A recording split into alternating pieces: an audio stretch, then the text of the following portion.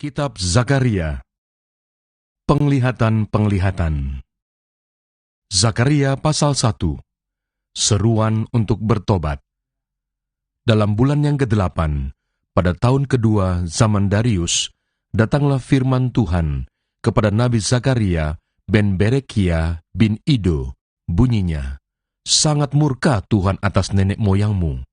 Sebab itu katakanlah kepada mereka, beginilah firman Tuhan semesta alam. Kembalilah kepadaku, demikianlah firman Tuhan semesta alam. Maka aku pun akan kembali kepadamu, firman Tuhan semesta alam. Janganlah kamu seperti nenek moyangmu, yang kepadanya para nabi yang dahulu telah menyerukan, demikian, beginilah firman Tuhan semesta alam. Berbaliklah dari tingkah lakumu yang buruk dan dari perbuatanmu yang jahat. Tetapi mereka tidak mau mendengarkan dan tidak mau menghiraukan aku. Demikianlah firman Tuhan. Nenek moyangmu, di mana mereka?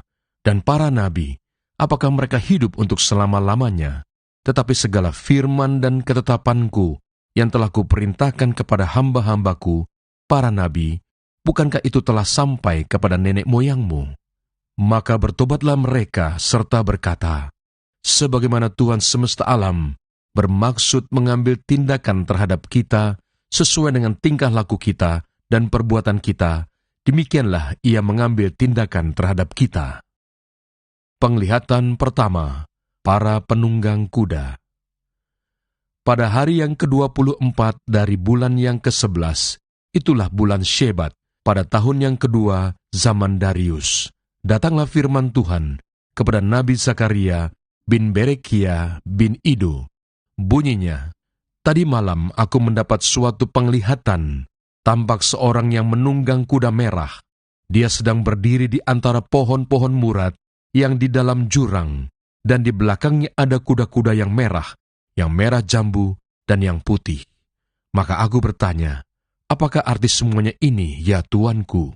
Lalu malaikat yang berbicara dengan aku itu menjawab, aku ini akan memperlihatkan kepadamu apa arti semuanya ini. Orang yang berdiri di antara pohon-pohon murat itu mulai berbicara, katanya, inilah mereka semua yang diutus Tuhan untuk menjelajahi bumi. Berbicaralah mereka kepada malaikat Tuhan yang berdiri di antara pohon-pohon murat itu. Katanya, kami telah menjelajahi bumi, dan sesungguhnya seluruh bumi itu tenang dan aman. Berbicaralah malaikat Tuhan itu, katanya, ya Tuhan semesta alam, berapa lama lagi Engkau tidak menyayangi Yerusalem dan kota-kota Yehuda yang telah 70 tahun lamanya kau murkai itu? Lalu kepada malaikat yang berbicara dengan aku itu, Tuhan menjawab dengan kata-kata yang ramah dan yang menghiburkan. Berkatalah kepadaku malaikat yang berbicara dengan aku itu, serukanlah ini, beginilah firman Tuhan semesta alam, sangat besar usahaku untuk Yerusalem dan Sion, tetapi sangat besar murkaku terhadap bangsa-bangsa yang merasa dirinya aman, yang sementara aku murka sedikit, telah membantu menimbulkan kejahatan. Sebab itu, beginilah firman Tuhan, aku kembali lagi kepada Yerusalem dengan kasih sayang. Rumahku akan didirikan pula di sana, demikianlah firman Tuhan semesta alam, dan tali pengukur akan direntangkan lagi di atas Yerusalem. Surukanlah ini selanjutnya, beginilah firman Tuhan semesta alam, kota-kotaku akan berlimpah-limpah pula dengan kebajikan, dan Tuhan akan menghiburkan Sion dan akan memilih Yerusalem pula. Penglihatan kedua, 4 tanduk dan 4 orang tukang besi. Aku melayangkan mataku dan melihat tampak 4 tanduk. Lalu aku bertanya kepada malaikat yang berbicara dengan aku itu, apakah arti semuanya ini? Maka ia menjawab aku, inilah tanduk-tanduk yang telah menyerakkan Yehuda, Israel, dan Yerusalem. Kemudian Tuhan memperlihatkan kepadaku 4 tukang besi. Lalu aku bertanya, orang-orang ini datang untuk melakukan apa? Maka ia menjawab, ini pun adalah tanduk-tanduk yang telah menyerakkan Yehuda, sehingga tidak seorang pun berani mengangkat kepalanya. Dan semuanya ini datang untuk mengejutkan mereka, yakni untuk menghempaskan tanduk bangsa-bangsa yang telah mengangkat tanduk terhadap tanah Yehuda hendak menyerahkannya. Zakaria pasal 2. Penglihatan ketiga, seorang yang memegang tali ukuran. Aku melayangkan mataku dan melihat tampak seorang yang memegang tali pengukur. Lalu aku bertanya, "Kemanakah engkau ini pergi?" Maka ia menjawab aku, "Ke Yerusalem untuk mengukurnya, untuk melihat berapa lebarnya dan panjangnya." Dan sementara malaikat yang berbicara dengan aku itu maju ke depan, majulah seorang malaikat lain mendekatinya, yang diberi perintah, "Berlarilah, katakanlah kepada orang muda yang di sana itu, demikian, Yerusalem akan tetap tinggal seperti padang terbuka, oleh karena banyaknya manusia dan hewan di dalamnya. Dan aku sendiri, demikianlah firman Tuhan, akan menjadi tembok berapi baginya di sekelilingnya, dan aku akan menjadi kemuliaan di dalamnya." Orang-orang buangan dipanggil pulang. "Ayo, ayo, larilah dari tanah utara," demikianlah firman Tuhan. "Sebab ke arah keempat mata angin, aku telah menyerahkan kamu," demikianlah firman Tuhan. "Ayo, luputkanlah dirimu ke Sion, hai penduduk Babel. Sebab beginilah firman Tuhan semesta alam, yang dalam kemuliaannya telah mengutus aku mengenai bangsa-bangsa yang telah menjarah kamu. Sebab siapa yang menjamah kamu, berarti menjamah biji matanya. Sesungguhnya aku akan menggerakkan tanganku terhadap mereka, dan mereka akan menjadi jarahan bagi orang-orang yang tadinya takluk kepada mereka. Maka kamu akan mengetahui bahwa Tuhan semesta alam yang mengutus aku. Bersorak-sorailah dan bersukarialah, hai putri Sion, sebab sesungguhnya aku datang dan diam di tengah-tengahmu." Demikianlah firman Tuhan.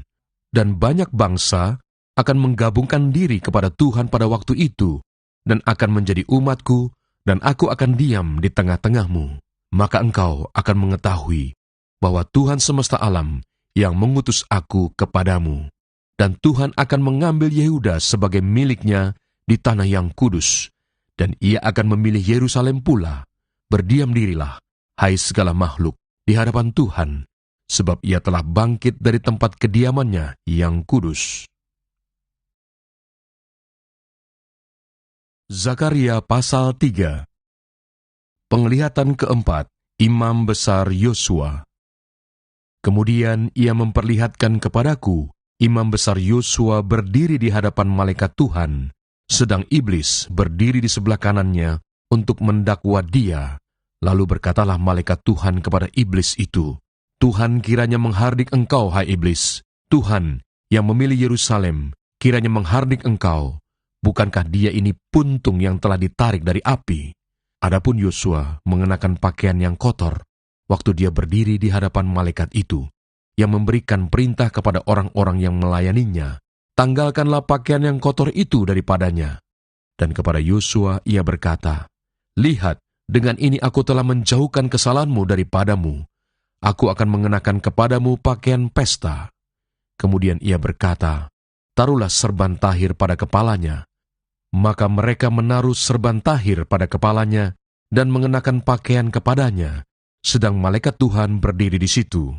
Lalu malaikat Tuhan itu memberi jaminan kepada Yosua, katanya, "Beginilah firman Tuhan semesta alam.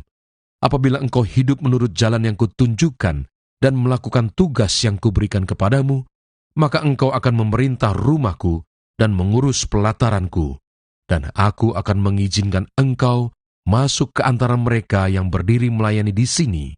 Dengarkanlah, hai Imam Besar Yosua, engkau dan teman-temanmu yang duduk di hadapanmu, sungguh kamu merupakan suatu lambang. Sebab sesungguhnya aku akan mendatangkan hambaku, yakni Sang Tunas. Sebab sesungguhnya permata yang telah kuserahkan kepada Yosua, satu permata yang bermata 7, sesungguhnya aku akan mengukirkan ukiran di atasnya. Demikianlah firman Tuhan semesta alam, dan aku akan menghapuskan kesalahan negeri ini dalam 1 hari saja. Pada hari itu, demikianlah firman Tuhan semesta alam, setiap orang daripadamu akan mengundang temannya duduk di bawah pohon anggur dan di bawah pohon ara. Zakaria pasal 4. Penglihatan kelima, kandil emas yang berhiaskan 2 pohon zaitun. Datanglah kembali malaikat yang berbicara dengan aku itu, Lalu dibangunkannyalah aku seperti seorang yang dibangunkan dari tidurnya. Maka berkatalah ia kepadaku, "Apa yang engkau lihat?" Jawabku, "Aku melihat tampak sebuah kandil dari emas seluruhnya, dan tempat minyaknya di bagian atasnya. Kandil itu ada 7 pelitanya, dan ada 7 corot pada masing-masing pelita yang ada di bagian atasnya itu. Dan pohon zaitun ada terukir padanya, satu di sebelah kanan tempat minyak itu, dan satu di sebelah kirinya." Lalu berbicaralah aku, kataku kepada malaikat yang berbicara dengan aku itu, "Apakah arti semuanya ini, Tuanku?" Maka berbicaralah malaikat yang berbicara dengan aku itu, katanya kepadaku, "Tidakkah engkau tahu apa arti semuanya ini?" Jawabku, "Tidak, Tuanku." Maka berbicaralah ia, katanya, "Inilah firman Tuhan kepada Zerubabel bunyinya, bukan dengan keperkasaan dan bukan dengan kekuatan, melainkan dengan rohku, firman Tuhan semesta alam. Siapakah engkau, gunung yang besar? Di depan Zerubabel, engkau menjadi tanah rata. Ia akan mengangkat batu utama, sedang orang bersorak, 'Bagus, bagus sekali batu itu.' Kemudian datanglah firman Tuhan kepadaku demikian, 'Tangan Zerubabel telah meletakkan dasar rumah ini, dan tangannya juga akan menyelesaikannya. Maka kamu akan mengetahui bahwa Tuhan semesta alam yang mengutus aku kepadamu. Sebab siapa yang memandang hina hari peristiwa-peristiwa yang kecil, mereka akan bersukaria melihat batu pilihan di tangan Zerubabel. Yang 7 ini adalah mata Tuhan yang menjelajah seluruh bumi." Lalu berbicaralah aku kepadanya, "Apakah arti kedua pohon zaitun yang di sebelah kanan dan di sebelah kiri kandil ini?" Untuk kedua kalinya berbicaralah aku kepadanya, "Apakah arti kedua dahan pohon zaitun yang di samping kedua pipa emas yang menyalurkan cairan emas dari atasnya itu?" Ia menjawab aku, "Tidakkah engkau tahu apa arti semuanya ini?" Jawabku, "Tidak, Tuanku." Lalu ia berkata, "Inilah kedua orang yang diurapi yang berdiri di dekat Tuhan seluruh bumi." Zakaria pasal 5. Penglihatan ke-6, gulungan kitab yang terbang. Aku melayangkan mataku pula, maka aku melihat tampak sebuah gulungan kitab yang terbang. Berkatalah ia kepadaku, "Apa yang engkau lihat?" Jawabku, "Aku melihat sebuah gulungan kitab yang terbang, panjangnya 20 hasta dan lebarnya 10 hasta." Lalu ia berkata kepadaku, "Inilah sumpah serapah yang keluar menimpa seluruh negeri. Sebab menurut sumpah serapah itu, setiap pencuri di sini masih bebas dari hukuman, dan setiap orang yang bersumpah palsu di sini juga masih bebas dari hukuman. Aku telah menyuruhnya keluar," demikianlah firman Tuhan semesta alam, "supaya itu masuk ke dalam rumah pencuri dan ke dalam rumah orang yang bersumpah palsu demi namaku, dan supaya itu bermalam di dalam rumah mereka dan memusnahkannya, baik kayunya maupun batu-batunya." Penglihatan ke-7, perempuan dalam gantang. Tampillah malaikat yang berbicara dengan aku itu, katanya kepadaku, "Cobalah layangkan matamu dan lihatlah apa yang muncul itu." Lalu tanyaku, "Apa itu?"